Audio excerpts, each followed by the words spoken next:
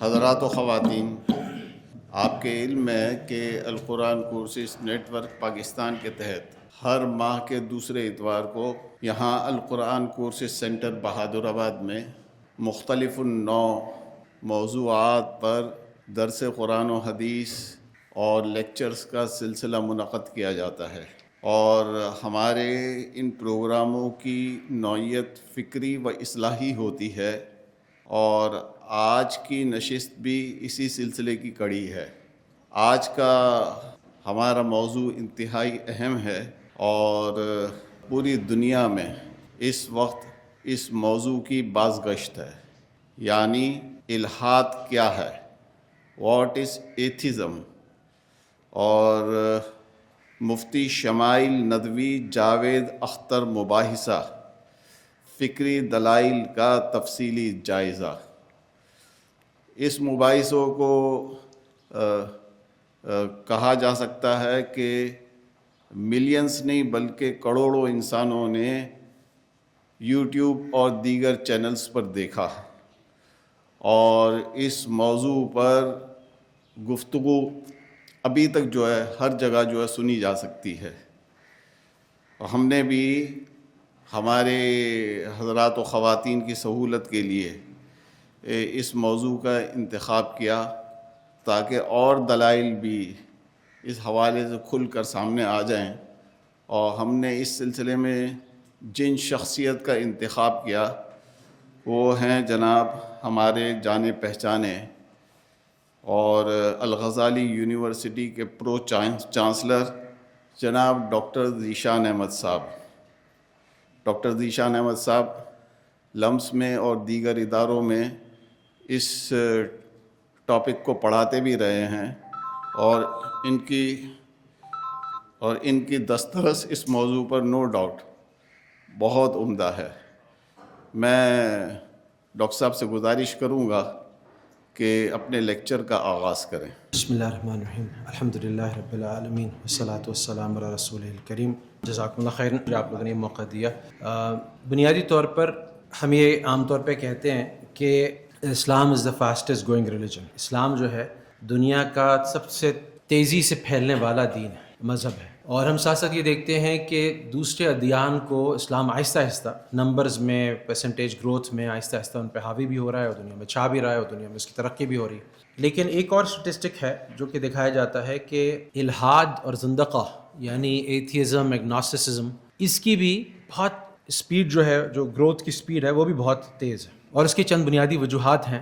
جس طرح سے معاشرہ بتدریج مادی اشیاء کے پیچھے بھاگ رہا ہے، مٹیریلسٹ سے مٹیریلسٹک ہوتا چلا جا رہا ہے، اور دوسری اس میں آ رہی ہیں چیزیں، تو جو انسان کے اندر ہمیشہ سے ایک چیز رہی تھی، یہ قدرت کے قریب تھا، نیچر کے اندر تھا، وہ ساری چیزیں آہستہ آہستہ اس سے دور ہوتی چلی گئیں۔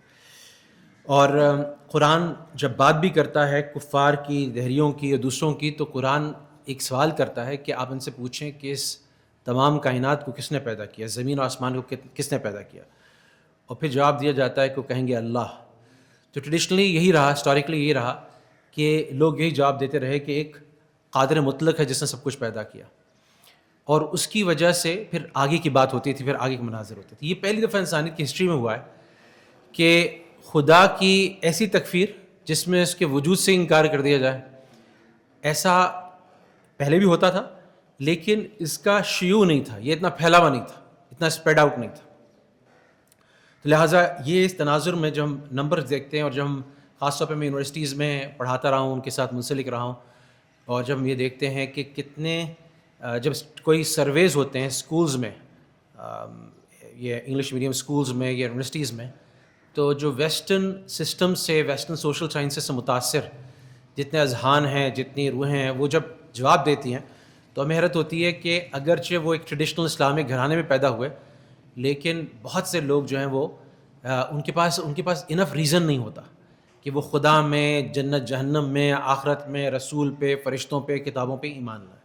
سو یہ ایک ایسی چیز ہوئی، یہ اللہ کے فضل سے، کہ جب ڈبیٹ ہوئی تو اس کے اندر وہ بہت سارے جو ڈاؤٹس تھے، جو بہت سارے وسوسے تھے، جو بہت سارے توہمات تھے، خیالات تھے، اسکیپٹکس کے، ڈاؤٹرز کے، سینکس کے، یعنی ایسے لوگوں کے جو کہ دین کو اپنی بنیاد نہیں سمجھتے تھے, اس پہ ایمان لانے کے لیے ان کے پاس انف ریزن نہیں ہوتا تھا یا قوی دلائل نہیں ہوتے تھے, ان کے لیے ایک بہت ہی بڑا کام ہو گیا. اس میں بہت سارے لوگ انگیج ہو گئے اور ان کو یہ نظر آیا کہ ایک طرف جو بات کی جا رہی ہے, جو خدا کی ایگزسٹنس کی بات کی جا رہی ہے, وہ دلائل کی بنا پر کی جا رہی ہے, اور دوسری طرف سے ان دلائل کا جواب دینا تو درکنار, ان دلائل کی کو تسلیم ہی نہیں کیا جا رہا ہے, ان کو سمجھا ہی نہیں جا رہا. سو ہم کچھ کیا کریں گے کہ ہم اس میں تھوڑا سا ان دلائل کی بات بھی کریں گے جو شمائل ندوی صاحب سے کی طرف سے پریزنٹ کیے گئے, اور ساتھ ساتھ ہم وہ بات بھی کریں گے کہ جاوید اختر صاحب نے کیا لائن آف ریزننگ اختیار کی اور اس کے کیا جوابات تھے جو کسی حد تک شمائل صاحب دے سکے اور کچھ نہ دے سکے. تو جب ہم پہلی بات کرتے ہیں ہم ڈائیو کرتے ہیں ڈائریکٹلی اس آرگیومنٹ میں جو سب سے اسٹرانگسٹ آرگیومنٹ جو شمائل ندوی صاحب نے شروع سے ہی پریزنٹ کیا, خدا کی ایگزسٹنس کی دلیل میں کہ گاڈ ایگزسٹ, اس کی دلیل میں سب سے پہلا جو آرگیومنٹ پریزنٹ کیا اس کو سمجھنے کی کوشش کرتے ہیں. یہ وہ آرگیومنٹ ہے جس کی بنیاد ایک طرح سے ہم کہہ سکتے ہیں ساکریٹک فلاسفرز نے سقراط کے زمانے سے فلاسفرز نے ڈالی, خاص طور پہ ایرسٹاٹل نے بڑا کنٹریبیوٹ کیا. پھر اس کے اندر ہم دیکھیں تو ابو علی سینا کا بڑا کنٹریبیوشن ہے, سینا جس کو کہتا ہے ویسٹ, اس کو دیکھیں تو اس کی ایک آرٹیکولیشن امام غزالی نے بہت زبردست کی, اور جو ایک کرسچن پریسٹ تھا, کرسچن اسکالر تھا تھامس ایکویناس, اس نے اس کو بہت زبردست دلیل کے ذریعے سے پریزنٹ کیا, اس کو بڑا اچھا قلم بند کیا. اور ریسنٹ ٹائمز میں اس کو جو اٹھایا ہے کلام کاسمولوجیکل آرگیومنٹ کے نام سے امام غزالی کے کام پہ جس نے بلڈ کیا ہے, وہ ایک کرسچن اسکالر ہے, اس کا نام ہے ولیم لین کریگ. تو یہ سارے لوگوں نے مل کے ایک ایفرٹ کی ہے, اور یہ کیا ہے اس کو ہم ذرا سے دیکھ لیتے ہیں پہلے. لیکن اس سے پہلے کہ میں اس میں جاؤں تو directly I am going to the heart of the debate. میں بالکل اس کے وسط میں جا رہا ہوں, جو شمائل ندوی صاحب کا کور آرگومنٹ تھا میں وہیں سے شروع کر رہا ہوں, اور اس کو سمجھنے کے لیے کچھ اصطلاحات کا سمجھنا ضروری ہے. اور یہ آرگومنٹ اور یہ لائن آف ریزننگ جو ہے یہ بہت سمپل ہے, بہت اسٹریٹ فارورڈ ہے. یعنی جس طرح سے وہ استدلال کرتے ہیں وہ بہت بدیہی, بہت بنیادی ہے, اگرچہ الفاظ جو ہیں اس میں کچھ بڑے گاڑھے معلوم ہوتے ہیں, کانٹینجنسی آرگومنٹ اور کانٹینجنٹ بینگ اور نیسسری بینگ اور انفینٹ ریگریس, یہ ساری چیزیں.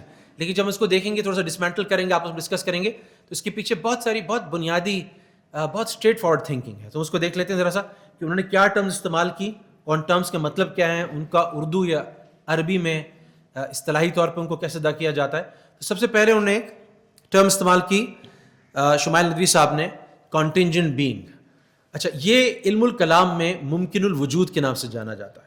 آسان زبان میں اس کا مطلب یہ ہے کہ ایسی چیز جو کہ ایگزسٹ کر سکتی تھی, یعنی موجود ہو سکتی تھی اور نہیں بھی موجود ہو سکتی تھی,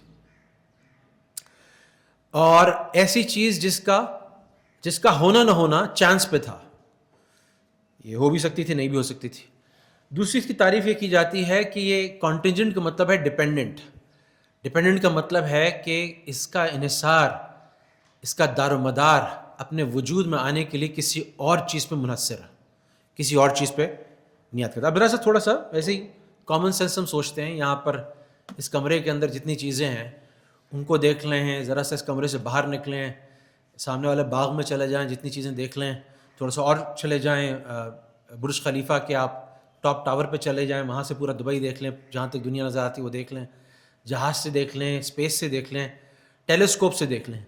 کوئی ایسی چیز ہے جس کے بارے میں آپ یہ کہہ سکیں کہ یہ ممکن الوجود نہیں ہے, یعنی یہ کانٹینجنٹ بینگ نہیں ہے, بلکہ یہ واجب الوجود ہے, نیسری بینگ, جس کا مطلب یہ ہے کہ آپ یہ کہہ رہے ہوں گے کہ اس کا وجود میں آنا ضروری تھا, اس کا وجود میں آنا کسی چیز کا محتاج نہیں تھا, اس کا وجود میں آنا اس کی ذات کے اندر خود موجود تھا. یعنی یہ ایک ایسی چیز تھی جو اپنی نیچر کے حساب سے, اپنی ذات کے اعتبار سے وجود اس کا ضروری تھا. کوئی بھی ایسی چیز ہے, یعنی کوئی بھی ایسی چیز ہے, گھڑی ہے, یہ کھڑکی ہے, یہ کمپیوٹر ہے, یہ باغ ہے, یہ پھل ہے, یہ آسمان پہ ہم دیکھتے ہیں تو ستارے ہیں, سورج ہے, چاند ہے, ہر چیز ہے. ان میں سے کوئی بھی چیز ایسی ہے جس کے بارے میں یہ کہہ سکتے ہیں کہ کسی پوائنٹ پہ وجود میں نہیں آئی, اور اس کے کچھ عوامل تھے, کچھ محرکات تھے جن کی وجہ سے وجود میں آئی. تو ہمیں کوئی بھی چیز ایسے نہیں ملے گی اپنے آس پاس, ایک بچے سے لے کے, چاہے وہ انسان کا ہو, چاہے جانور کا ہو, چاہے وہ پھل ہو, چاہے وہ درخت ہو, چاہے وہ سٹار ہو, چاہے وہ پلانٹ ہو, چاہے وہ کوئی انڈسٹری کی پروڈکٹ ہو, چاہے وہ ایگریکلچر کی پروڈکٹ ہو, کوئی بھی چیز ہو, کوئی بھی چیز ایسی ہمیں نظر نہیں آتی جو کہ ممکن الوجود نہ ہو, کانٹینجنٹ بینگ نہ ہو, یعنی جس کے وجود میں آنے کے لیے اس کی احتیاج نہ ہو. نیسیسری بینگ اس کا اپوزٹ ہے. نیسیسری بینگ کا مطلب یہ ہے کہ وہ ذات ہے جو اپنی ذات کے اندر مکمل ہے, صمد ہے, جس کو وجود میں آنے کے لیے کسی اور شے کی ضرورت نہیں. نیسیسری بینگ ہے, واجب الوجود ہے, اس کا وجود واجب ہے, رائٹ. یہ کسی اور چیز کی محتاج نہیں ہے اپنے وجود میں آنے کے لیے. ایک بہت زیادہ ٹرم بار بار استعمال کی تھی مفتی صاحب نے, انفینٹ ریگریس. اس کا آسان اردو یا عربک ترجمہ ہو سکتا ہے تسلسل لامتناہی. تسلسل لامتناہی کا مطلب ایسی سیریز ہے جو پیچھے جاتی ہے, ٹائم میں بیکورڈ جاتی ہے. اگر وہ فارورڈ جاتی ہے تو ہم اسے فارورڈ ریگریس کہتے ہیں, بیکورڈ جا رہی سے ہم اسے ریگریس کہہ رہے ہیں, یعنی فارورڈ سیریز کہتے ہیں. یہاں پہ ریگریس کہنے کا مطلب یہ کہ وہ پیچھے جا رہی ہے. انفینٹ کا مطلب یہ ہے کہ یہ ایسی چین ہے, ایسا چین ریاکشن ہے جس کے پیچھے ہمیشہ ہمیں ایک اور چیز مل جاتی ہے, ایک اور چیز مل جاتی ہے, یہاں تک کہ ہم چلتے رہیں لامتناہی چلتے رہیں, انفینٹ چلتے رہیں, ہمیں آخر تک کوئی اینڈ نہیں ملے گا اس چین کا. کہیں پہ جا کے منتہا نہیں ہوگی, کہیں پہ جا کے اس کی انتہا نہیں ہوگی, کہیں پہ جا کے ختم نہیں ہوگی, یہ ہمیشہ چلتی رہے گی. تو انفینٹ ریگریس کا مطلب یہ ہے کہ ہمیشہ پیچھے, آگے ہم دیکھیں گے, اچھا ایکسپلینیشن دیکھیں گے, میں کہاں سے آیا, میرے والدین, اچھا میرے والدین کہاں سے آئے, میرے دادا دادی نانا نانی, اس کے پیچھے میرے, اور ہم اپنی فیملی ٹری میں پیچھے چلتے چلے جائیں گے. تو لامتناہی کا مطلب یہ ہے کہ یہ ہمیشہ چلتا جائے گا, کوئی ایسا وجود نہیں ہوگا جس پہ جا کے ختم ہو جائے. اگلی ٹرم آتی ہے کاز, جسے عربک میں یا اردو میں علت کہتے ہیں. علت کہتے ہیں کہ سبب ہے اس کو وجود میں لانے کا, یہ سبب ہے جس کی وجہ سے وہ چیز وجود میں آئی.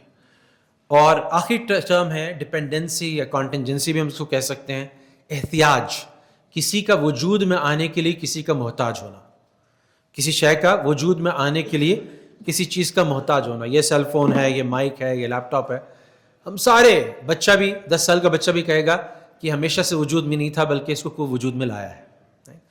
اب یہ جب آرگومنٹس بلڈ کرتے ہیں, اور آخری ٹرم جو کہ بہت امپورٹنٹ ہے, نیسیسری بینگ سے متعلق ہے, وہ ہے قائم بالذات یا سیلف سبسسٹنگ, ایسی ہستی, ایسا وجود جو کسی پہ ڈپینڈنٹ نہیں ہے اپنے وجود میں آنے کے لیے, کسی پہ ڈپینڈنٹ نہیں ہے اپنی سسٹیننس کے لیے یا اپنے آگے بڑھنے کے لیے. تو یہ کچھ کانسیپٹس ہیں, اس کے ساتھ اب ہم اپنا کور آرگومنٹ بلڈ کرتے ہیں. وہ کور آرگومنٹ کیا ہے؟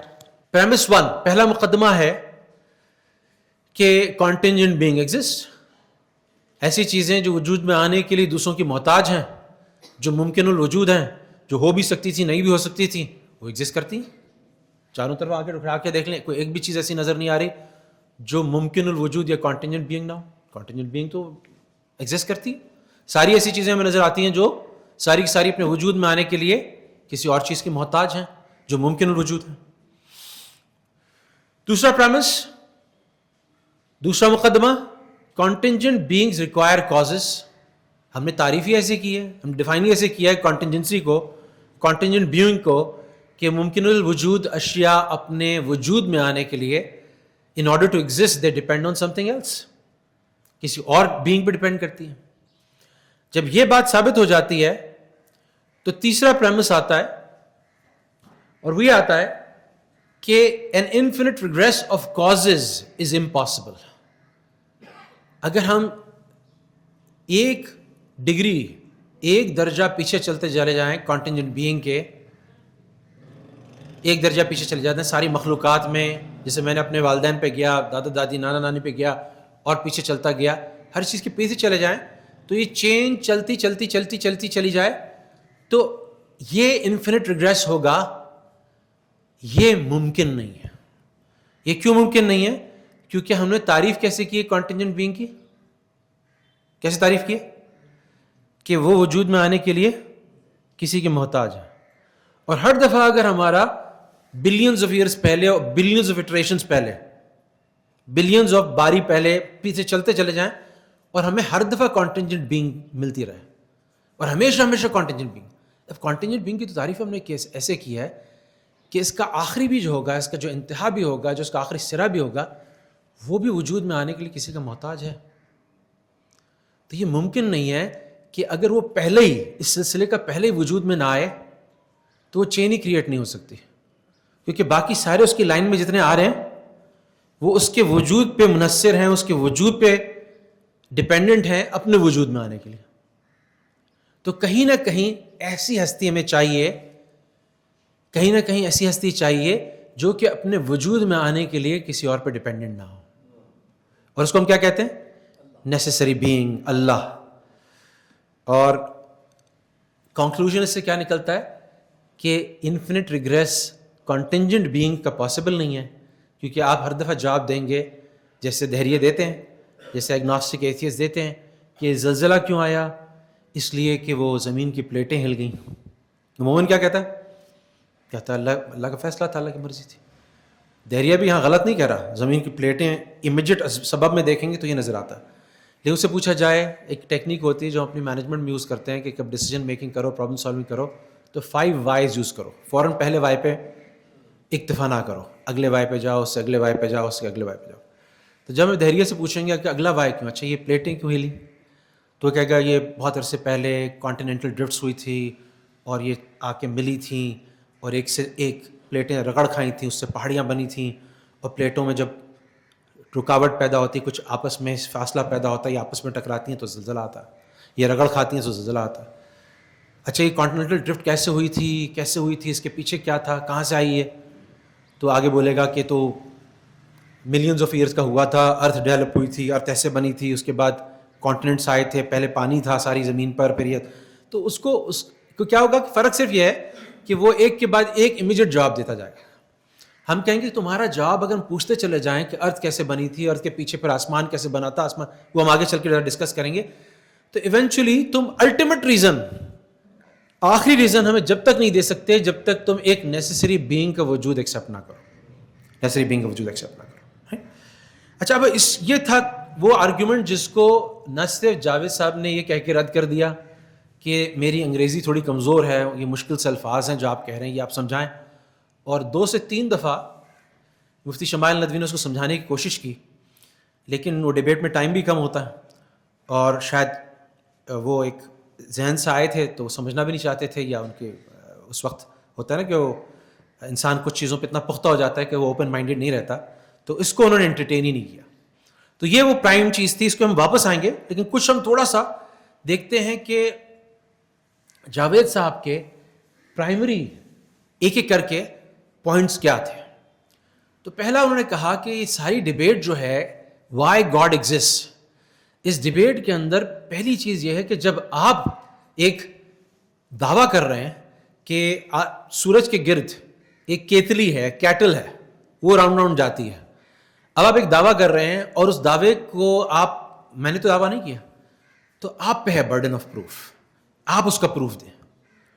تو ایک تو بات یاد رکھیے گا کہ یہ جو بڑے بڑے ہمارے اس وقت کے عہد کے جو بڑے بڑے اس وقت لیڈنگ ایتھیسٹ ہیں جنہوں نے پاپولرائز کیا ہے ایتھیزم کو، کرسٹوفر ہچنز ہے، رچرڈ ڈاکنز ہے، بینٹ ہے، اور سا کے لوگ ہیں، سیم ہیرس ہے.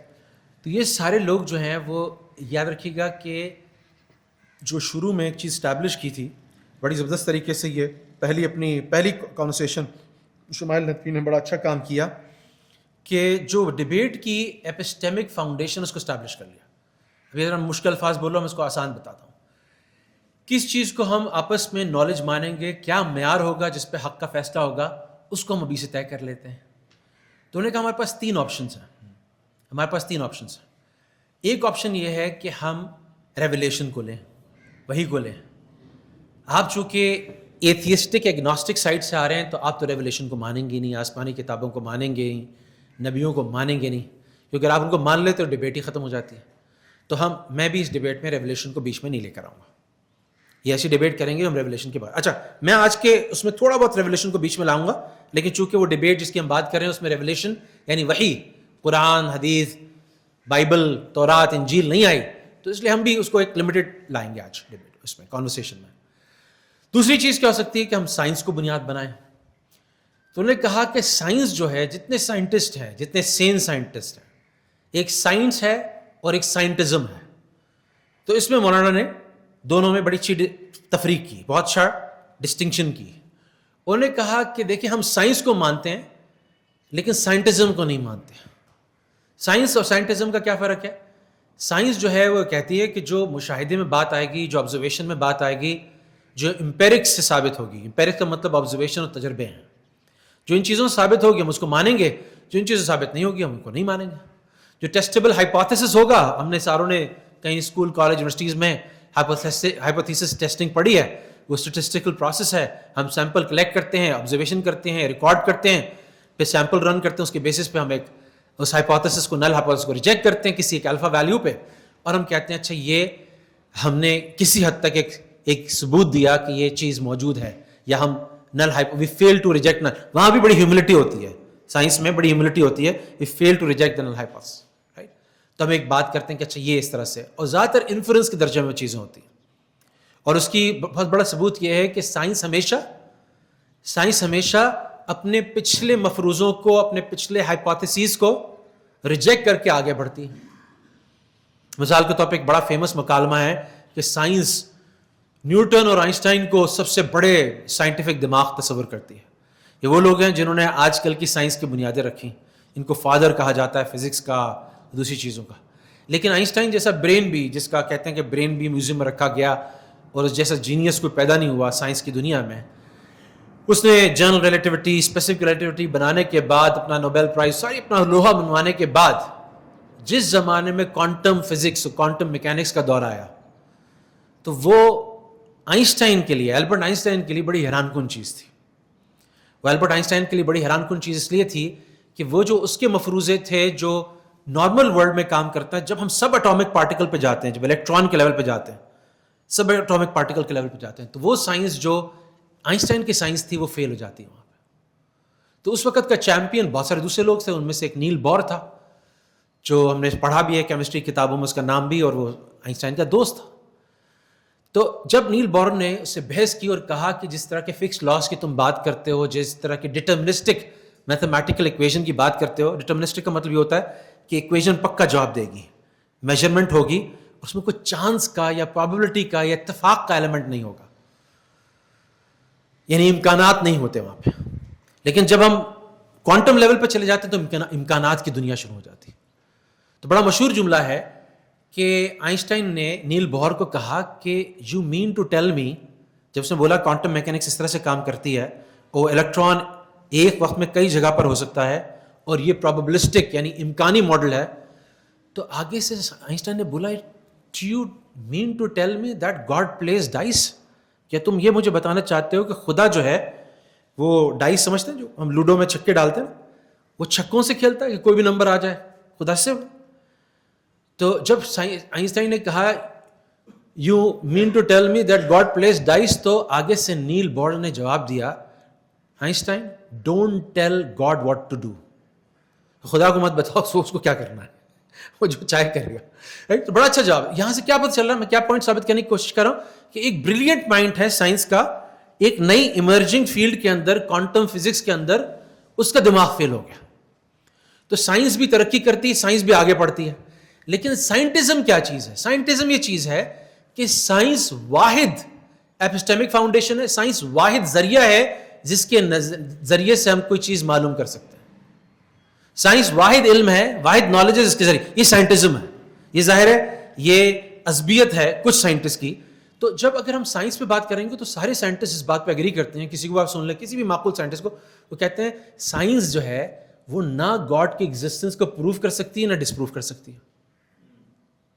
اور وہی کا نیچر بھی ہے کہ وہی کہتی ہے کہ بھائی اگر اللہ تعالیٰ اپنی اگر سامنے آ جاتا تو یعنی زندگی میں امتحان, تو نہ ابو جہل ہوتا, نہ ابو لہب ہوتا, نہ فرعون ہوتا, نہ نمرود ہوتا. اور جس دن اللہ سامنے آئے گا اپنے فرشتوں کے ساتھ, صفوں کی صفیں ساتھ ہوں گی, جنت جہنم آ جائے گی, تو اس دن کوئی کافر نہیں ہوگا, کوئی نمرود نہیں ہوگا, کوئی فرعون نہیں ہوگا. لیکن یہ دنیا جو امتحان کے لیے بنی ہے, اس کے اندر اس کا مقصد یہ ہے, اس کا ڈیزائن اس لیے کیا گیا تاکہ اللہ سبحانہ تعالیٰ جو ایمان کی نظر سے, جو حق کی نظر سے دیکھنا چاہے گا, ڈھونڈنا چاہے گا, اس کو اللہ ملے گا, باقی جو ہیں اس سے محروم رہیں گے. اب یہ دو سورسز آ گئی, دو بنیادیں ہو سکتی تھی. ایک ہو سکتی ریولیشن, اس کو کہا یہ تو آپ مانیں گے نہیں, اس کو ہم معیار نہیں بناتے. دوسری ہو گئی سائنس, سائنس خود کہہ دیتی ہے, ڈسکلیم کر دیتی ہے کہ میں تو نہ پروف کر سکتی ہوں نہ ڈسپروف کر سکتی ہوں. سائنٹزم کی ہم بات نہیں کہ سائنٹزم تو ایک ایک فیلسی ہے. اور تیسری چیز کیا ہے؟ تیسری چیز ہے لاجک، ریزننگ، عقل، استدلال. اس پہ ہم بات کریں گے. اور ساتھ ساتھ انہوں نے شروع میں ہی وارن کر دیا اور پریڈکٹ بھی کر دیا کہ آگے چل کے جاوید اختر صاحب ایموشنز کو یوز کریں گے، جذبات کو یوز کریں گے، اور جہاں لاجیکل جواب ان سے نہیں بن پڑے گا وہ اس کو ڈائیورٹ کرنے کی کوشش کریں گے جذبات کی طرف. اور آگے ہوا بھی یہی، جیسے ہم نے دیکھا اور دیکھتے ہیں کہ ان سوالوں میں ہوا بھی یہی. تو اب جب یہ بات اسٹیبلش ہو گئی تو پہلی بات جو ہے وہ آئی کہ برڈن آف پروف، دعویٰ آپ کر رہے ہیں، ثبوت بھی آپ ہی دیں. میں کیوں ثابت کروں خدا نہیں ہے؟ حالانکہ فلاسفرز اس بات کو کہتے ہیں کہ کسی چیز کا وجود، اگر آپ وجود کا دعویٰ کریں یا اس کے عدم کا دعویٰ کریں، یعنی اس کی پریزنس کا دعویٰ کریں یا اس کی ایبسنس کا دعویٰ کریں، تو انٹالوجی میں، فلاسفی میں دونوں کا ثبوت ایویڈنس دینا آپ کے اوپر لازم ہوتا ہے. پہ کہہ رہے ہیں خدا نہیں ہے تو اس کا ثبوت بھی آپ پہ لازم ہے. اب اس کا تو انہوں نے بالکل انکار کر دیا، وہ تو سوال ہی پیدا نہیں ہوتا کہ کوئی دے سکے. سائنس سے تو ثابت ہی نہیں ہو سکتا خدا نہیں ہے. ہاں انہوں نے آگے چل کے جو باتیں کی ہم اس کی دلیل کو دیکھتے ہیں تھوڑی دیر میں آگے چل کے. لیکن جب انہوں نے ثبوت پہ یہ ڈالا کہ آپ ثابت کریں، چونکہ آپ دعویٰ کر رہے ہیں، تو ہم نے پچھلے سلائیڈ میں پورا ثبوت دیکھا انفینٹ ریگریس کا، اور اس کے آگے کچھ ورژنز ہم آگے بھی چل کے دیکھیں گے جو اس ڈیبیٹ پہ پریزنٹ نہیں ہوئے کہ اس میں ٹائم کم تھا، لیکن اسی سے نکل کے آتے ہیں جو ہم نے اس سلائیڈ پر ڈسکس کی. تو پہلی بات میں تو شمائل ندوی کی ساری بات ہی اس چیز کے گرد، اس پوائنٹ کی گرد گزرتی تھی کہ دیکھیں انفینٹ ریگریس پاسبل نہیں ہے. کانٹینجنٹ بینگ کی ایک لامتناہی چین کو پیچھے جاتے ہوئے ہم کبھی بھی ثابت نہیں کر سکتے. یہ عقل کے، دلیل کے، وجدان کے، انٹویشن کے خلاف ہے. تو یہ ثبوت تو انہوں نے دیا. دوسری جو بہت زیادہ ڈیبیٹ میں بار بار جو ہتھ کنڈا یا ہتھیار یا اسٹریٹجم جو جاوید اختر صاحب نے یوز کیا وہ تھا، اس کو کہتے ہیں پرابلم آف ایول. اگر خدا اتنا مہربان اور طاقتور ہے، ہم اپنی اومنی پوٹنٹ گاڈ کی بات کر رہے ہیں، ہم رحمان رحیم گاڈ کی بات کر رہے ہیں، تو دنیا میں یہ اندھیرا کیوں ہے؟ دنیا میں یہ ظلم کیوں ہے؟ دنیا میں یہ تکلیف کیوں ہے؟ دنیا میں یہ ناانصافی کیوں ہے؟ اور یہ ایک ایسا سوال ہے جو کہ اکثر مسلمان کے دل میں بھی وسوسے کے طور پہ آتا. ہر مسلمان سوچتا ہے کہ اللہ، ہم شروع ہی کرتے ہیں قرآن سے، جب پڑھتے ہیں بسم اللہ الرحمن الرحیم، الحمدللہ رب العالمین الرحمن الرحیم ارحم الراحمین خیر الراحمین. تو اس کا ایک جواب جو ہے وہ شمائل ندوی نے دیا، اور وہ جواب یہ تھا کہ جہاں پر یہ صفت اللہ کی بتائی گئی کہ وہ قادر مطلق ہے، اومنی پوٹنٹ ہے، اور رحمان رحیم ہے، مرسیفل ہے، وہاں پہ اللہ کی ایک صفت یہ بھی بتائی گئی کہ وہ وائز ہے، آل نالجبل ہے، حکیم ہے، علیم ہے. اور تم یہ سمجھتے ہو کہ اللہ کا علم اور تمہارا علم برابر ہے، تو تم اپنے دنیا کے اپنے بہت لمیٹڈ معیار سے اللہ کو جج کر رہے ہو، اللہ کے ڈسٹینس کو جج کر رہے ہو، اللہ کے ڈیزائن کو جج کر رہے ہو. نمبر 1. نمبر 2، ہاں ایک جگہ ہے جہاں نہ تکلیف ہے، نہ ناانصافی ہے، نہ بیماری ہے، نہ موت ہے، نہ ظلم ہے، نہ اندھیرا ہے، اس کا نام جنت ہے. لیکن جو ڈیزائنر، ابھی ایک پورا ڈسپلن ہے ڈیزائن تھنکنگ جو ویسٹ میں ہی مرج کیا، اور قرآن کی آیت وَإِلَى الْإِبِلِ كَيْفَ خُلِقَتْ، ذرا سا اونٹ کو دیکھو اسے اللہ نے کیسے ڈیزائن کیا. ڈاکومنٹریز بھی پڑھی نیٹ پہ کہ وہ شپ آف دا ڈیزرٹ کہلاتا ہے. اس کے پاؤں ایسے ہیں، وہ صحرا میں دھستے نہیں ہیں، اس کی آنکھیں ڈبل یا ٹرپل آئی لڈ ہیں، اس کی طوفان آ جائے، ڈسٹ اسٹارم آ جائے، اس کی آنکھوں میں ریت نہیں جائے گی. کوہان ایسا لگا ہوا ہے، کئی مہینوں تک کا وہ کھانا پینا اپنی پیٹھ میں کیری کر سکتا ہے. تو اللہ تعالیٰ نے ہر چیز کو اس کا مناسب ڈیزائن دیا، اور ڈیزائن جو ہے اس کے مقصد کے مطابق ہوتا ہے. تو اگر تم دنیا کے بنانے کے مقصد کو ہی نہیں سمجھتے تو اس کا ڈیزائن کیا ہے، اس میں کیا ہونا چاہیے کیا نہیں ہونا چاہیے، اس پہ تم کیسے بحث کر سکتے ہو جب تمہیں اس کا پرپز ہی نہیں پتا. لِنَبْلُوَكُمْ أَيُّكُمْ أَحْسَنُ عَمَلًا، اللہ قرآن میں کہہ رہا ہے یہ سب اس لیے بنایا کہ ہم دیکھ لیں تم میں سے سب سے اچھا عمل کون کرتا ہے. تو کیا عمل پاسبل ہے، کیا عمل کی اسسمنٹ پاسبل ہے، کون اچھا برا عمل کر رہا ہے؟ اگر ظلم کی، برائی کی، شر کی، چوائس ہی نہ دی جائے؟ تو اس کا جواب سہیل ندوی نے ایسے دیا کہ ایک ٹیچر ہے اور ٹیچر کا کام ہی اسیس کرنا ہے، وہ پورے سیمسٹر میں پورے سال میں وہ ایک کورس دیتا ہے، سلیبس دیتا ہے، بچے پڑھتے ہیں. اب ایک نالائق بچہ ہے جس نے سارا سال نہیں پڑھا، ایک بچہ ہے جس نے بڑی محنت کی، تو دونوں کو برابر کیسے کر دے؟ تو آخر میں اگر وہ ایسا ٹیسٹ دیتا ہے جس سارے کا جواب ایک ہی ہے، وہ چوائس دیتا ہے، وہ اسلامیات پڑھا رہا ہے، وہ چوائس دیتا ہے کہ اس دنیا کا خالق کون ہے، اس میں ایک ہی چوائس آتی ہے اللہ. پھر ہر اس میں جو ملٹیپل چوائس وہ دیتا ہے کہ اچھا یہ بتاؤ کہ دن کے وقت روشنی ہوتی ہے یا رات کی، ایک تو آسان سوال دیتا ہے بالکل، اور پھر جواب بھی ایک ہی دیتا ہے اور صحیح جواب دیتا ہے. تو کیا اس میں اسسمنٹ ہو سکتی ہے؟ کیا اس میں ڈسکرمنیشن ہو سکتی ہے؟ کیا اس میں پتہ چل سکتا ہے کہ کون محنتی تھا، کس نے کام کیا، کس نے سال لگایا کس نے نہیں لگایا؟ تو اللہ تعالیٰ تمہارے تابع تو نہیں ہے نا، تمہارے وزڈم کی تابع تو نہیں ہے. اچھا ایک بات اس میں بڑی عبرت ناک ہے، اس کو سمجھنے کی کوشش کیجیے گا کہ جتنے بھی اللہ تعالیٰ نے جس کو بھی ہدایت سے محروم کیا ہے، جس کو بھی ایتھیسٹ بنایا ہے، اگنوسٹک بنایا ہے، جس کو تو آپ اس کی باتوں میں نا، اس کے جملوں میں، اس کے دا وے آف ٹاکنگ کے اندر شدید تکبر کی بو محسوس کریں گے، شدید ایروگنس کی مہک محسوس کریں گے. میں نہیں مانتا ایسے خدا کو. بھائی تم ہو کون؟ Who are you؟ میرے نزدیک ایکسیپٹیبل نہیں ہے. اس سے تو بہتر ہے کہ یہ ہو جاتا. ایسے جملے جو ایک ایمان والا تصور بھی نہیں کر سکتا، وہ اللہ ان سے ادا کراتے ہیں، دکھاتے ہیں کہ کہاں پر اندر شیطان نے ان کو کہا. اور دیکھیں شیطان بھی جو سب سے پہلا گناہ ہوا اور سب سے بڑا گناہ ہوا اور جہاں سے گناہ کی ابتدا ہوئی، تو اس کے اندر بھی کیا تھا؟ تکبر. تو تکبر کے بغیر اگر ذرا سے ہیوملٹی کے ساتھ کوئی سجدے میں گر جائے اور کہے کہ اگر تو ہے، چلو اس سے شروع کریں، مجھے نہیں پتا تو ہے نہیں ہے، میرے سامنے کو میری عقل بند ہے، مجھے نہیں سمجھ میں آ رہا، اگر تو ہے تو مجھے رستہ دکھا دے. تب بھی میرے سامنے ایسے بہت سے کیسز ہیں اللہ نے اس کی رہنمائی کی. لیکن جب یہ انسان طے کر کے ضد میں آ کے تکبر میں آ کے یہ کہہ دیتا ہے میں نہیں مانتا، میں ہوں جو ڈیسائیڈ کروں گا، مجھے سب پتا ہے، میرا علم مکمل ہے، میں جانتا ہوں، تو ظاہر ہے کہ اللہ کی رحمت، اللہ کی ہدایت بھی اس سے رخ موڑ لیتی. تو پرابلم آف ایول کا جواب کیا ہوا؟ نمبر 1، بھائی پرابلم آف ایول اس دنیا میں یہ شر ایگزسٹ کرتا ہے، اس دنیا میں برائی اور ظلم ایگزسٹ کرتا ہے، اس دنیا میں چوائس دی گئی ہے، اور اس کا کنیکشن فری ول سے بنتا ہے.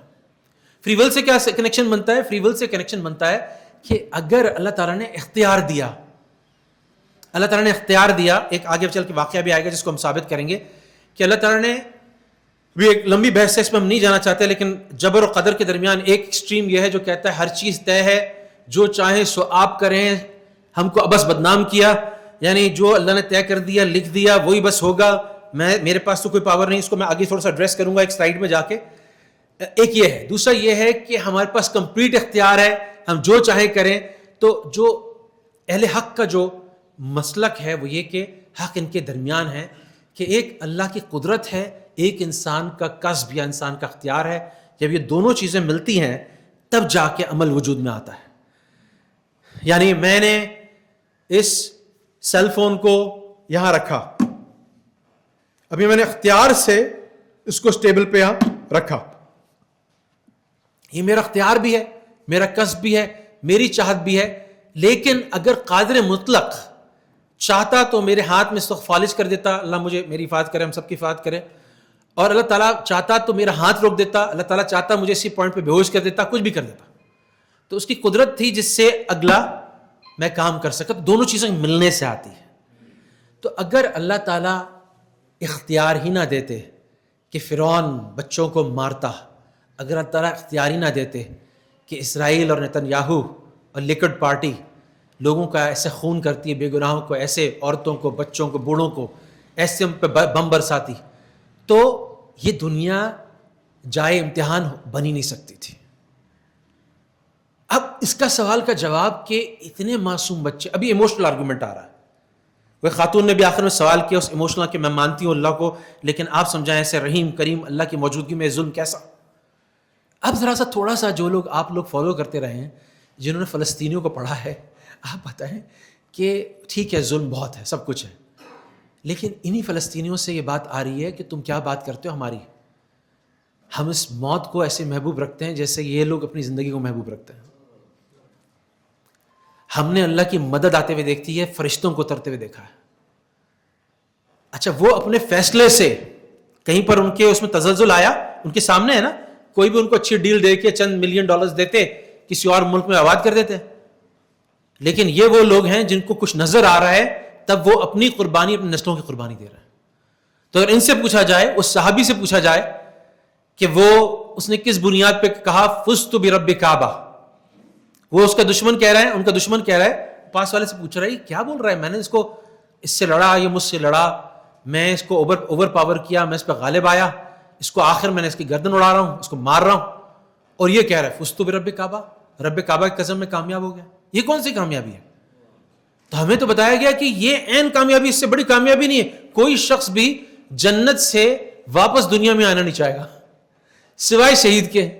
وہ چاہے گا واپس آئے. ابھی کیا نشہ ہے, کیا مزہ ہے, کیا اس میں ہائی ملتی ہے کہ وہ چاہے گا کہ واپس آئے, اللہ کے راستے میں مارا جائے, پھر مرے, پھر شہید ہو جائے, پھر واپس آئے, پھر ساری ایسے ہی کرتا رہے.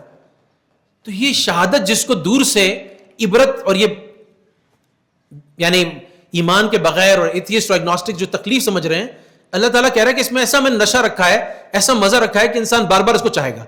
یہ تو بلیف کا آرگومنٹ آ گیا.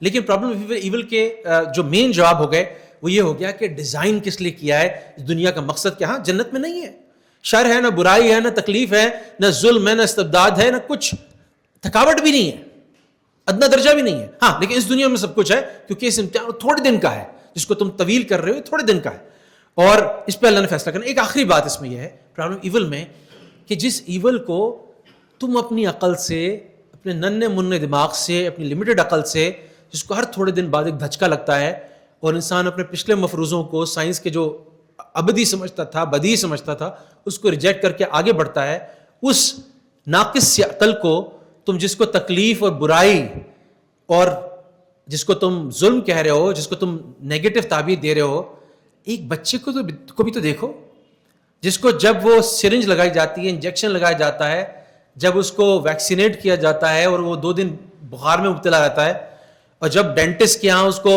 اس کا دانت نکالا جاتا ہے, انفیکٹڈ ٹیتھ نکالا جاتا ہے, تو اس کو بالکل نہیں سمجھ میں آتی, وہ روتا ہے, وہ چلاتا ہے, کہتا ہے یار یہ نہیں کرو میرے ساتھ پلیز, کیوں انجیکشن لگا رہے ہو, کیوں دانت نکال رہے ہو.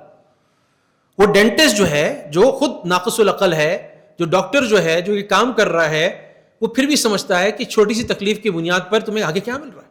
بھائی سورہ کہف میں حضرت موسیٰ حضرت خضر کے واقعے میں اللہ تعالیٰ واضح کرتا ہے کہ وہ پراپرٹی کا نقصان جو اس کشتی کو ہوا تھا, آگے چل کے اس نے اس کشتی کو بچا لیا.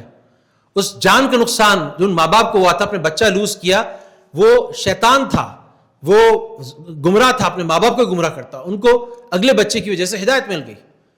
تو یہ اللہ تعالیٰ نے ہمیں سمجھانے کے لیے کہا کہ تکوینی علوم کو حضرت موسیٰ علیہ السلام جیسا جینیس, حضرت موسیٰ علیہ السلام جیسا عالم, جس سے بڑا عالم ہونا ممکن نہیں ہے, وہ جو ہے اس کو واقعات کی, تکوینی واقعات کی اس طرح سے سمجھ نہیں لگ رہی. تو تم اس کو اللہ پہ بھروسہ کرو, اور اس کو اللہ سے. حضرت عمر رضی اللہ عنہ کے پاس ایک شخص آیا اور اس نے اپنی بدقسمتی کی, اپنے مصائب کی, اپنی تکالیف کی شکوہ کیا. تو اس نے کہا یہ یاد رکھنا کہ جو تم سے چھوٹ گیا, یا تو جو جس مصیبت نے تم کو آ کے گھیر لیا, تمہیں نہیں پتا اس کا آگے چل کے تمہیں کتنا بڑا, اس نے تمہیں نجات دی, اس نے تمہیں ہلاکت سے بچا دیا. اسلام میں تو ایک کانسیپٹ ہے کہ وَإِن تَكْرَهُوا شَيْءً فَخَيْرٌ لَكُمْ, ایک ایسی چیز ہے جو تم کو ناپسند ہے اور تمہارے لیے وہ خیر کا سبب ہے. تو یہ کسی حد تک اسلامک اینگل سے کچھ جواب شمائل ندوی صاحب نے دیے, کچھ میں نے اس میں ایڈیشن کیا. پھر ایک آخری جملہ, جو ایک آخری چیز, جو یہ میں نے وہ دم والی باتیں کی, باقی بہت سارے اعتراضات ان کے تھے جو قابل توجہ نہیں ہیں. آخری یہ تھا مورل اٹانومی. یہ بڑا ایک عجیب ڈبیٹ ہے, بڑی انٹرسٹنگ چیز ہے کہ یہ ایتھیسٹ ایگنوسٹک یہ کہتے ہیں کہ ہم ایتھکس کو, اچھا یا برا, گڈ اور بیڈ کو ڈکلیئر کرنے کے لیے خدا کے محتاج نہیں, ہم خود بتا سکتے ہیں. ہم خود بتا سکتے ہیں کہ اچھا یا برا کیا ہے. اب اس میں بہت ساری چیزیں آتی ہیں جو آگے چل کے ہم بات کر سکتے ہیں. کہ ایک زمانہ تھا جو یہ بڑا اچھا, اس پہ ایک زبردست کام کیا شمائل ندوی صاحب نے, کہ انہوں نے کہا اچھا برا کون طے کرے گا. تو فوراً وہ اس طرف لے گئے کہ اچھا اگر جینوسائیڈ وہ جائز تھا اسرائیل میں, اسرائیل والے تو زیادہ تر لوگ اگر سروے کریں گے آپ اسرائیل کا, تو فلسطینیوں کے بچوں کو مارنا اور وہاں کی عورتوں کو مارنا, وہاں کے بوڑھوں کو مارنا, اگر آپ اسرائیل کا سروے کریں گے تو وہاں میجورٹی یہ کہے گی ٹھیک ہے.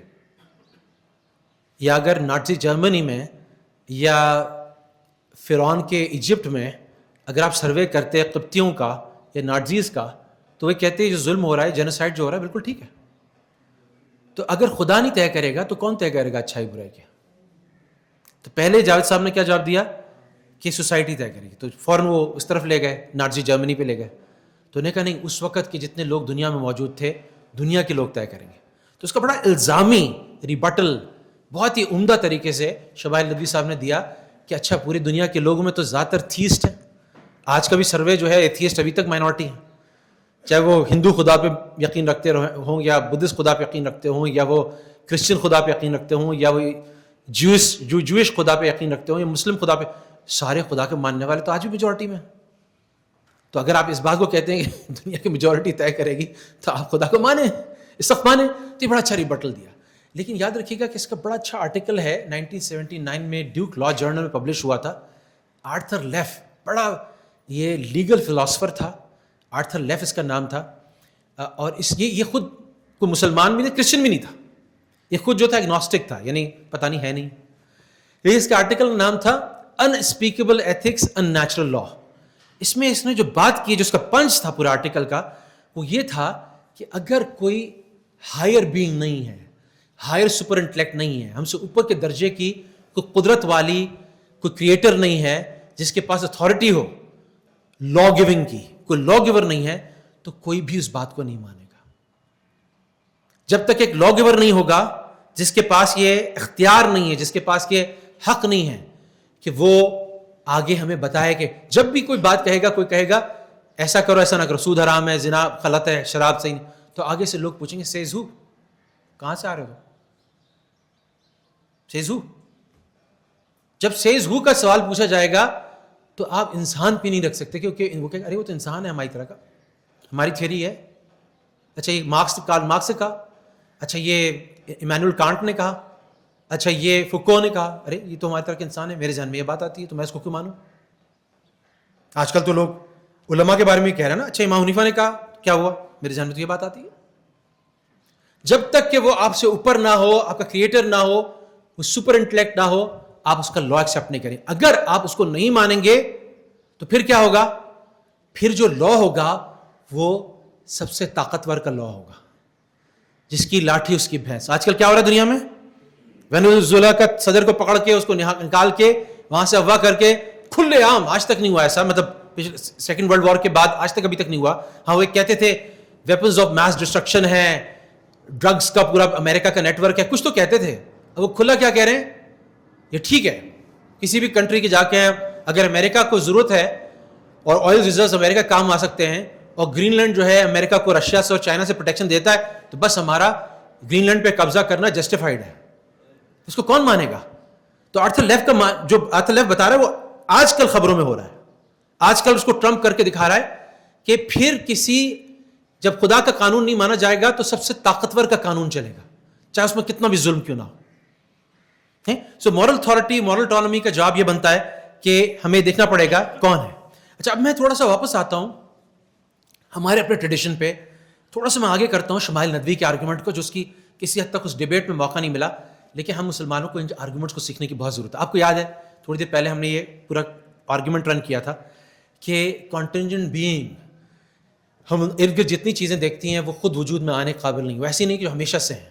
کوئی بھی چیز جو ہمیں نظر آ رہی ہے آسمانوں میں, زمین میں, کوئی بھی ایسی چیز نہیں جس کو ہم مانے کہ ہمیشہ سے, بلکہ وجود میں آئی ہے اور وجود میں آنے کی کسی کے لیے کسی چیز کی محتاج ہے. اور ایسی چیزوں کا انفینٹ ریگریس پاسبل نہیں ہے. اگر پیچھے چلتے چلے جائیں تو ہم نے تعریف ہی ایسی کی ہے کہ وجود میں آنے کے لیے کسی کی چیز کی محتاج ہے, تو آگے چل کے کوئی نہ کوئی ایسی ہستی کو ہمیں ماننا ہی پڑے گا جو وجود میں آنے کے لیے کسی کی محتاج نہیں ہے, بلکہ وہ نیسیسری بینگ ہے, قائم بالذات ہے. تب تک یہ نہیں ہوگا. اب امام غزالی نے اس آرگومنٹ کو آگے کیا. وہ آرگومنٹ کیا تھا, امام غزالی کا کلام کاسمولوجیکل آرگومنٹ آتا ہے. وہ یہ کہتے ہیں, پہلا مقدمہ ہے whatever begins to exist has a cause. ہم مانتے ہیں ہر چیز وجود میں آئی ہے, ہر چیز جو وجود میں آئی ہے اس کی کوئی نہ کوئی علت ہے, کوئی نہ کوئی سبب ہے. عربی میں اس کو کہتے ہیں ہر چیز محدث ہے.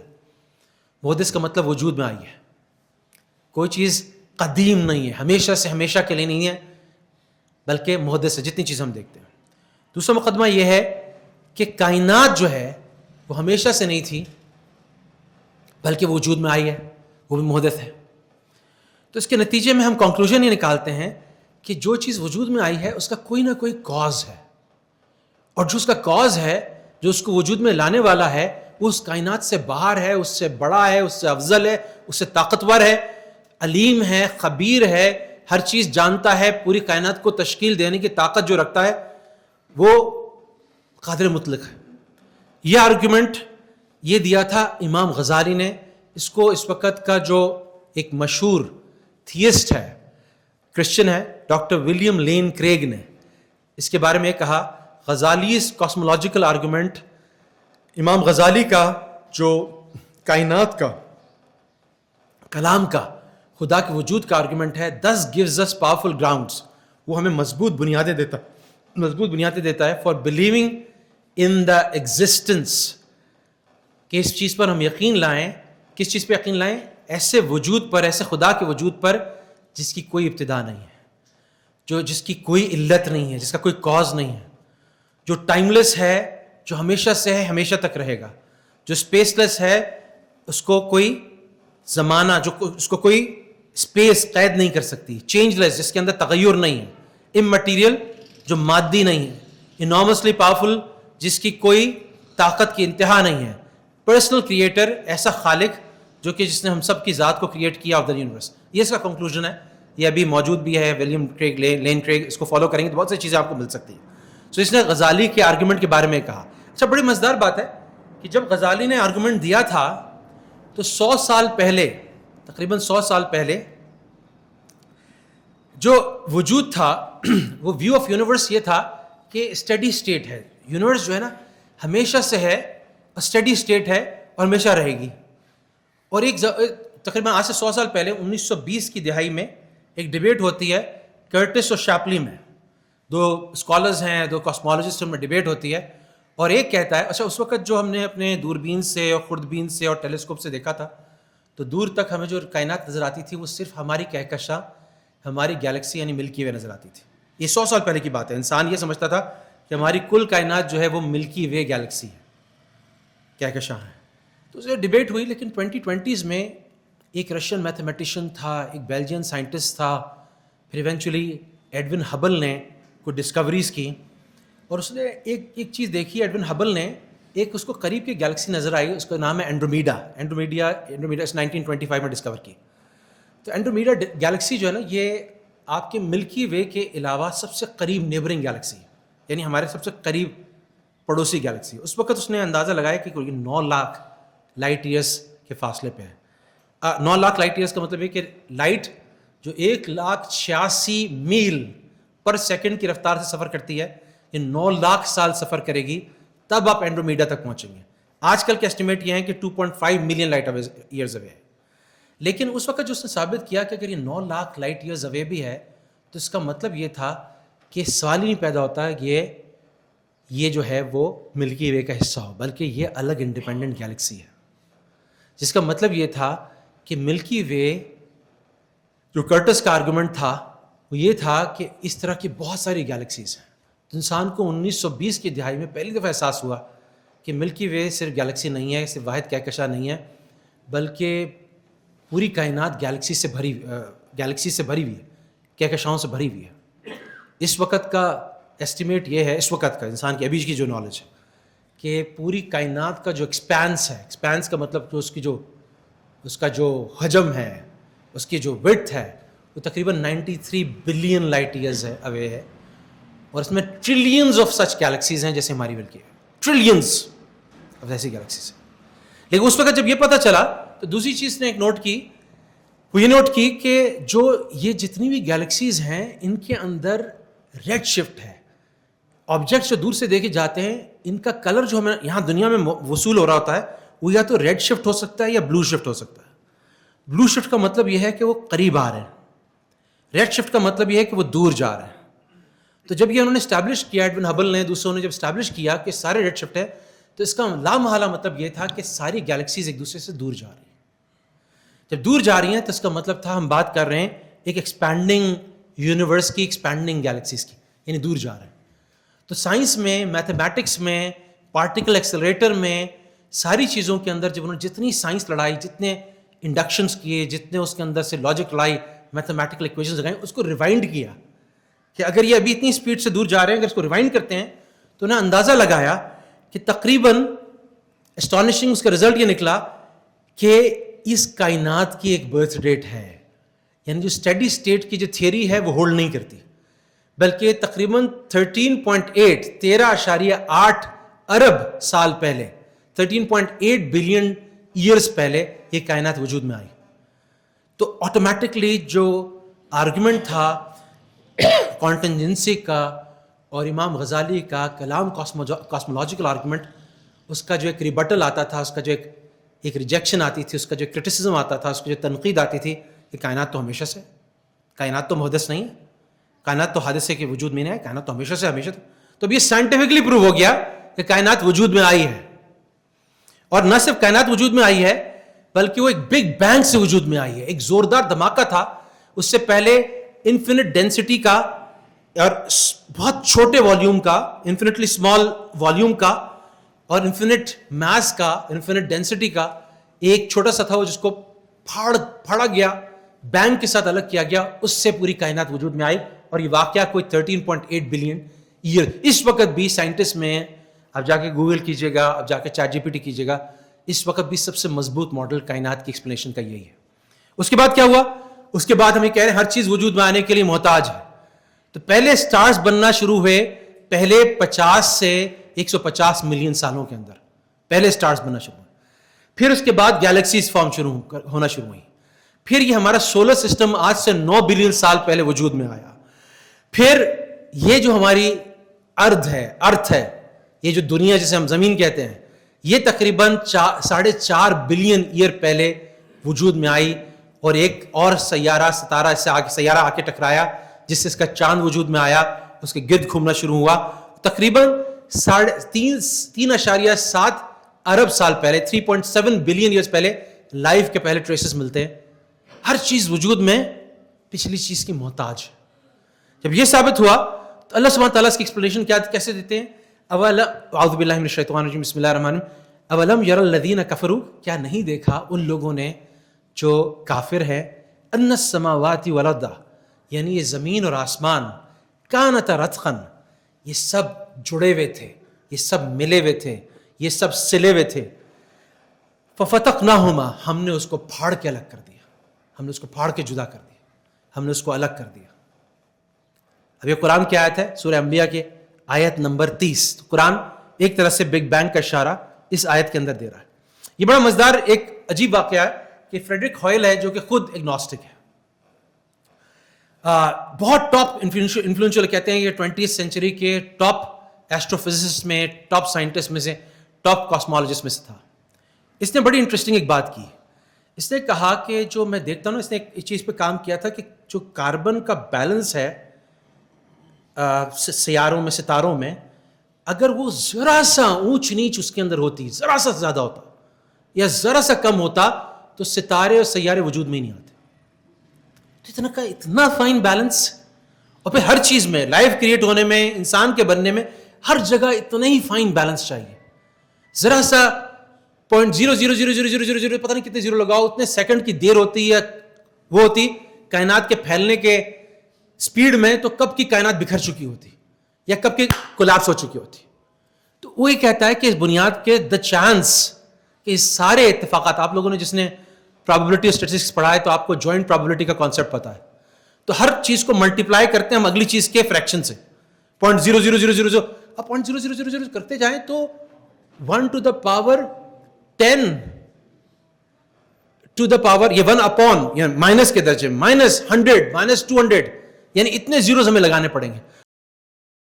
The chance that higher life forms, اس کا امکان کہ انسان جیسی چیز, جانوروں جیسی اور پلانٹس جیسی چیز بھی, انسان تو خیر کہ اس کی کیا بات ہے, اس کی جیسی چیز, the chance that higher life forms might have emerged, وہ ایوالو کر جاتی, اس کا ارتقا ہو جاتا, وہ خود بخود نکل آتی in the way جس طرح سے وہ نکلی ہے, is comparable to the chance that, یہ ایسے ہی ہے کہ کوئی کہے کہ ایک جنک یارڈ ہے, ایک کباڑ خانہ ہے, اس سے ایک ٹورنیڈو گزرا اور جب ہم دیکھا کہ جب ٹورنیڈو سے گزرا ہے کباڑ خانے سے، تو وہاں وہ 747 جہاز نہیں، وہ اس سے نکل کے آ رہا ہے.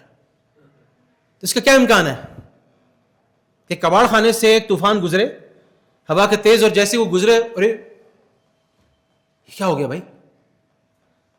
تو یہ ممکن ہے؟ تو یہ سائنسدان وہ کہہ رہا ہے جو خود مسلمان ہے نہ کرسچن ہے، خدا کو مانتا ہی نہیں ہے، وہ یہ کہہ رہا ہے، وہ سائنس کی دنیا سے بول رہا ہے. دوسرا بڑا مزیدار، اس کو شاید آپ جانتے ہو، یہ پچھلی سینچری کا سب سے مشہور ترین، یعنی آئنسٹائن وغیرہ کے بعد اگر ہم دیکھا جائے تو اسٹیفن ہاکنگ کی سب سے زیادہ پڑھی جانے والی کتاب سائنس کی کتابوں میں سے بریف ہسٹری آف ٹائم 1988 میں آئی تھی. یہ اس کی کتاب ہے. اس میں لکھتا ہے it would be very difficult to explain, یہ بہت مشکل ہوگا کہ اس کا جواب دیا جا سکے، اس کو ایکسپلین کیا جا سکے. why this universe should have begun in just the way، یہ جس طرح سے کائنات کی ابتدا ہوئی، جس طرح سے ہوئی، except as the act of a God who intended to create beings like us، سوائے اس کے کہ ہم ایک خدا پہ انحصار کریں جس نے ہمارے جیسے لوگوں کو کریٹ کیا. اچھا، یہ خود اس کی 10 باتوں میں آپ کو ایتھیزم، اگنوسٹسزم کی بو آئے گی، لیکن وہ بھی ایک پوائنٹ پہ جا کے مجبور ہے اس بات کو، یہ تو کائنات کے وجود میں لانے کے لیے بات کر رہا ہے.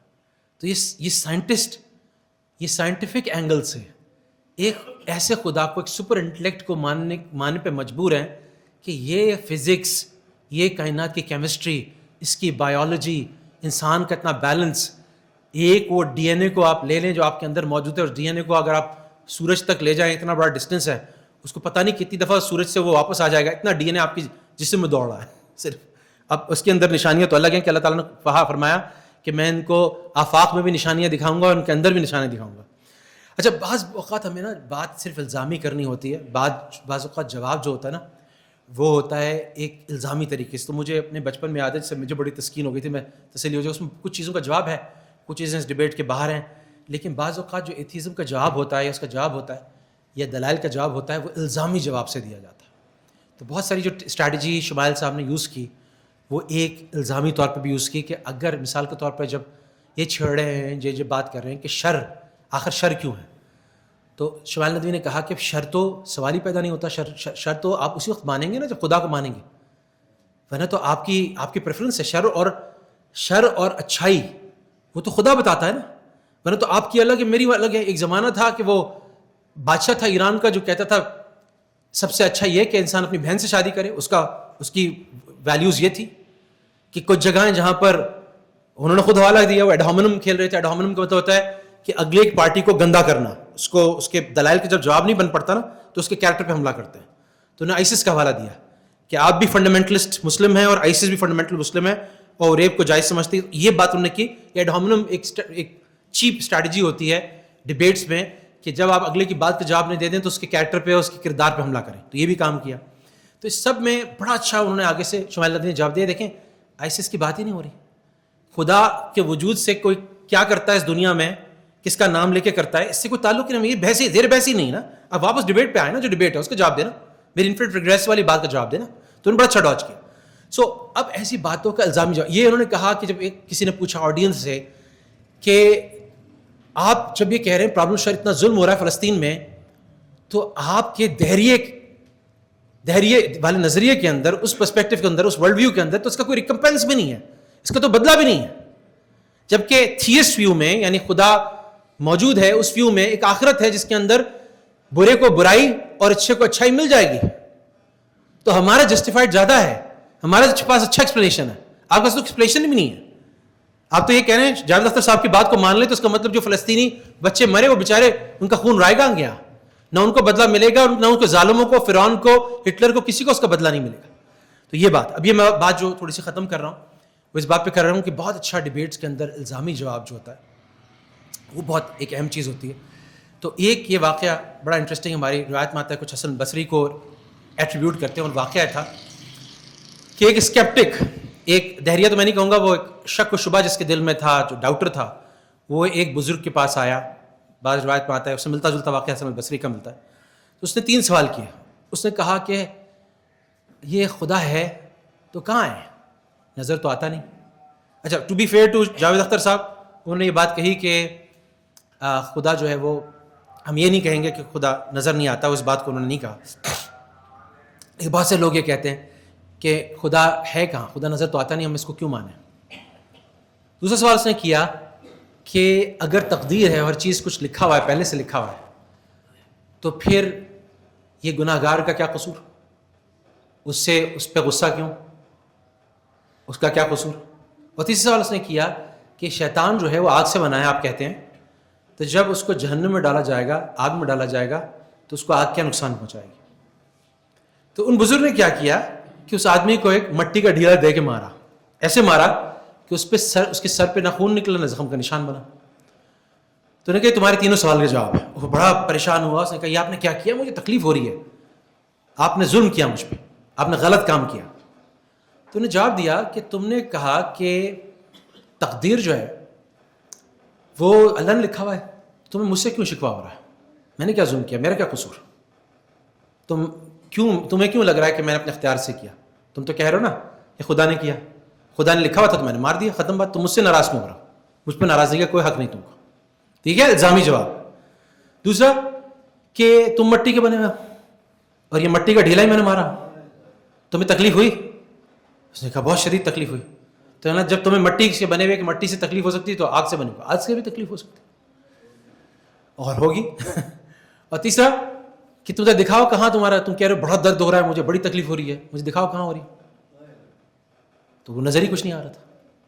تو اس نے کہا تم مانتے ہو، ابھی تو بہت زور سے مان رہے ہو کہ تکلیف ہو رہی ہے، تو اب اللہ بھی نظر نہیں آتا، اس کا مطلب نہیں کہ نہیں ایگزسٹ کرتا. تو بعض اوقات ہم جو ہے وہ الزامی جواب دیتے ہیں. اور یاد رکھیے گا کہ یہ دہریت، ایتھیزم، کفر جب تک نہیں آ سکتا جب تک کہ کوئی بہت متکبر نہ ہو. اور جو شخص ہدایت کا سالک ہوگا، ہدایت کو چاہتا ہوگا، اس کا طالب ہوگا اور اللہ سے اللہ کو، میں بہت سارے ایسے واقعات آپ کو سنا سکتا ہوں جو میری ملاقات ایسے لوگوں سے ہوئی ہیں جو خدا کو نہیں مانتے تھے، لیکن انہوں نے دعا کی، انہوں نے مانگا کہ اگر تو ہے ہم ماننے کو تیار ہیں، تجھے ہمیں رستہ دکھا دے. اور پھر ایسے لوگوں کو اللہ نے گائیڈ کیا اور ان کو ہدایت دی اور ان کی صحیح طرف رہنمائی کی.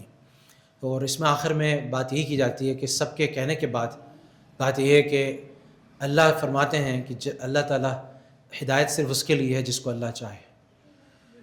اور نبی کریم علیہ السلام کے اختیار میں بھی یہ ہدایت کی قدرت اللہ سبحانہ تعالیٰ نے نہیں دی. تو ایک ایسی نایاب چیز ہے کہ جس کو ملی ہے. جب میں تیاری کر رہا تھا تو میرے دل میں بڑی عجیب کیفیات آ رہی تھیں کہ کتنی بڑی اللہ کی نعمت ہے کہ یہ ہدایت. یہ اللہ تعالیٰ کہتے ہیں کہ ایک تمہارا رب ہے جس سے تم رجوع کر سکتے ہو، جس سے مانگ سکتے ہو، جس سے اپنی ہنسی، اپنی برائی، اپنا غم، اپنی خوشی شیئر کر سکتے ہو. ہے تمہیں کتنی زبردست وہ ہر چیز میں وہ دیتا ہے. ٹھیک ہے، جاوید اختر صاحب کا بھی آرگومنٹ تھا کہ انسان ایجاد کر لیا کیونکہ کمزور ہے انسان، اس کو ڈر ہے.